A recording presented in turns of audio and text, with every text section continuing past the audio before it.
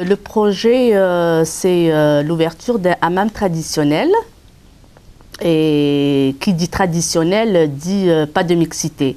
Donc ça va être une ambiance 100% féminine le jour et 100% masculine le soir. Au départ, moi c'est l'idée qui m'est venue en premier avant de vouloir m'installer et créer ma propre entreprise.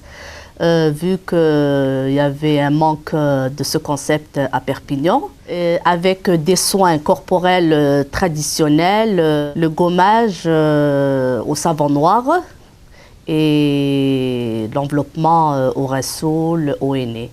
À la sortie du hammam ou du bain, bien sûr, ça va être dans une salle de repos accompagnée d'un thé et une pâtisserie algéroise. Je m'appelle Madame Moulé Suiga Siba. J'ai le projet de créer ma propre entreprise de traiteur sur le Bas-Vernay. Donc j'ai toujours été travaillé dans le milieu de la restauration. Donc j'ai de l'expérience professionnelle. J'ai travaillé pendant 5 ans dans un restaurant gastronomique au Luxembourg. Donc après je me suis installée ici à Perpignan. Et vite fait, je me suis rendu compte que voilà, il y avait un manque de traiteurs, de restauration traditionnelle, un peu orientale sur le quartier. Donc plusieurs familles m'ont sollicité pour faire des plats à domicile. Et donc l'idée est venue de là après où j'ai vraiment commencé à proposer de faire voilà, des repas froids, des repas chauds, des anniversaires. Et après donc voilà, donc l'idée m'est venue de vraiment créer ma propre entreprise. Voilà, donc je m'appelle Madame Madjaoui Nadia, je suis infirmière libérale. Et après avoir fait une carrière hospitalière, j'ai décidé d'ouvrir mon propre cabinet d'infirmière libérale pour exercer le métier d'infirmière, mais dans d'autres conditions que dans une structure de soins traditionnelle. Donc j'ai ouvert mon cabinet sur Perpignan, où j'habite, et dans le quartier où j'habite. Pourquoi? Parce que c'était donc plus de relationnel avec les gens, plus de liberté entre guillemets pour gérer mon temps, ma journée de travail et en même temps profiter de mes enfants par un emploi du temps un peu plus moins strict que dans un établissement de soins traditionnel.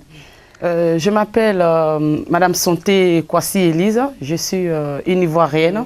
Le projet que je veux faire, c'est un projet qui me tient à cœur depuis la Côte d'Ivoire. Je suis arrivée, je dis, ben voilà, j'ai envie de créer mon entreprise, faire de la couture, des habits africains. C'est mon modèle à moi, c'est sur mesure. Voilà, c'est des pailles africaines, ça se vend à Montpellier, à Hollande, surtout c'est des trucs hollandais. Et bien sûr, après, il fallait passer à l'acte, donc voir les aides que je pouvais avoir. Et là, je me suis dirigée vers la Maison de l'Emploi, où j'ai rencontré une conseillère qui m'a beaucoup aidée, qui m'a orientée, qui m'a expliqué le fonctionnement de la création d'une entreprise. Ensuite, on a monté un dossier ensemble. Bon, la première étape, bien sûr, c'était avec elle. Une fois finie cette étape, comment dirais-je, elle m'a dirigée vers la CCI qui va être un accompagnement pour un prêt.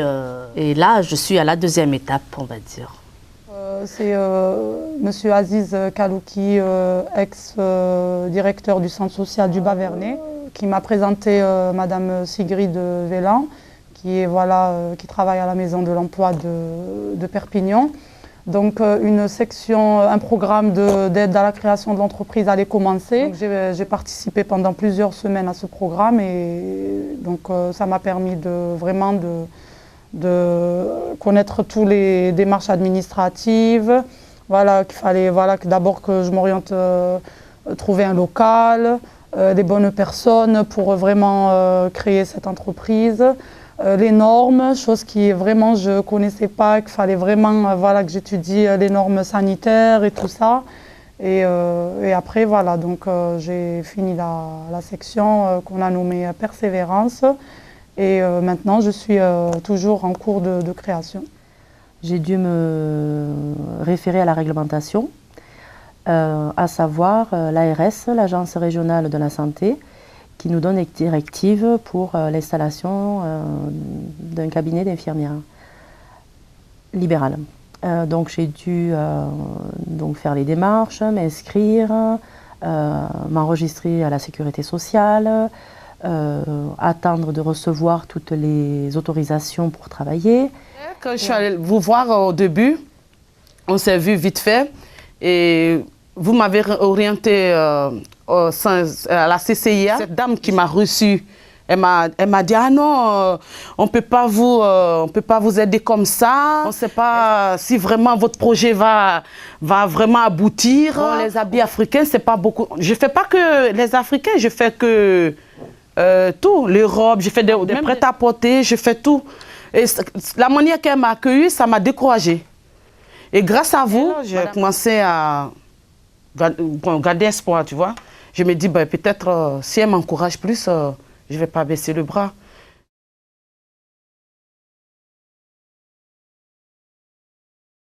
Les obstacles, au départ, c'était, on va dire, la recherche d'un local. Mais dans le montage du projet, non, j'ai pas eu d'obstacle parce que j'ai été bien guidée, on va dire. L'obstacle maintenant, c'est le temps, c'est une question de temps. Ça va pas se réaliser du jour au lendemain, ça c'est sûr.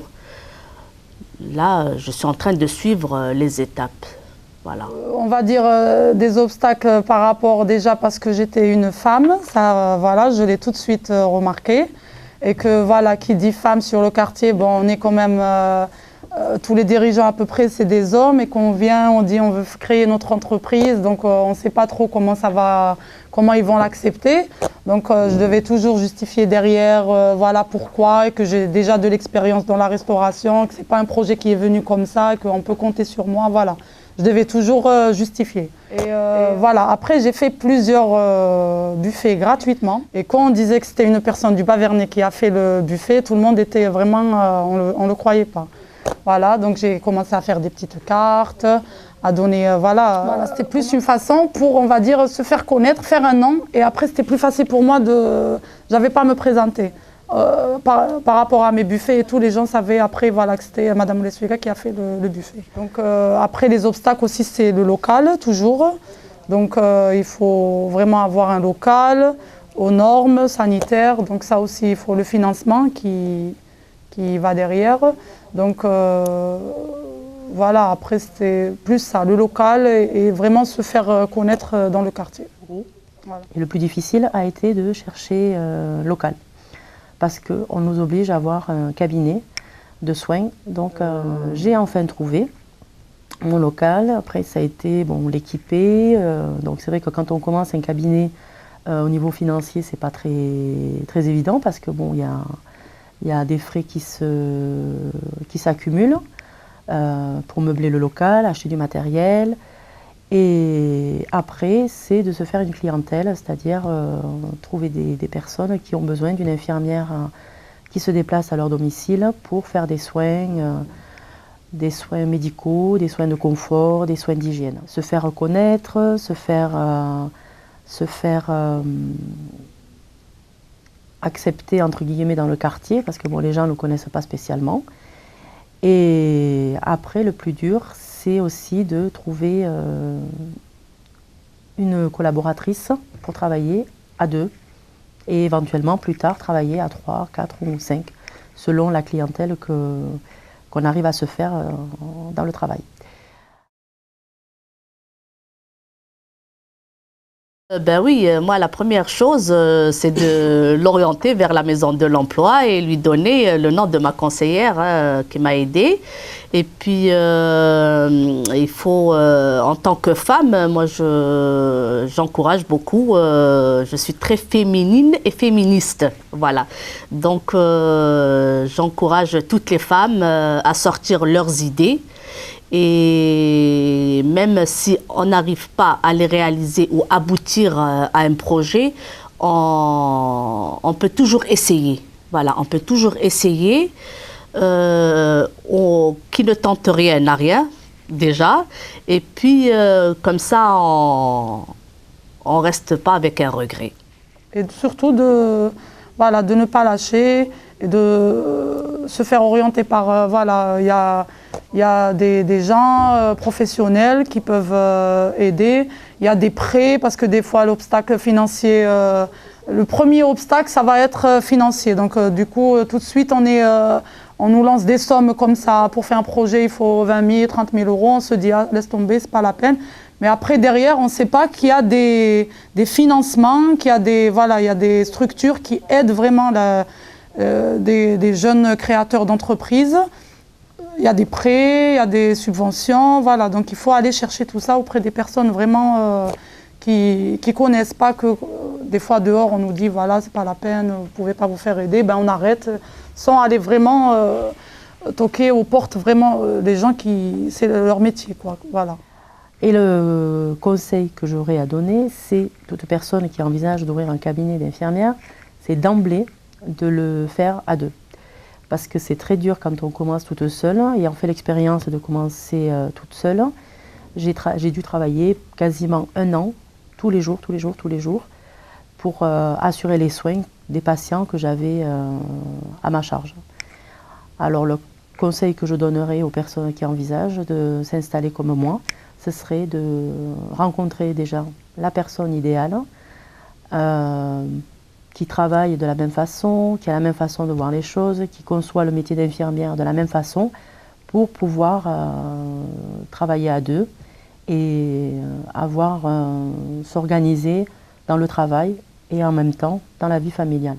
Donc quand on est dehors chez les gens, à pratiquer les soins techniques, mais après il y a autant de temps quasiment sur la partie administrative, faire les feuilles de soins, facturer, contacter les mutuelles et les assurances, faire tout l'administratif qui prend une grosse partie de notre temps. Conseil que je peux donner à des femmes aujourd'hui, malgré que vous partez juste, vous voulez faire quelque chose, gardez toujours espoir, ne vous découragez pas.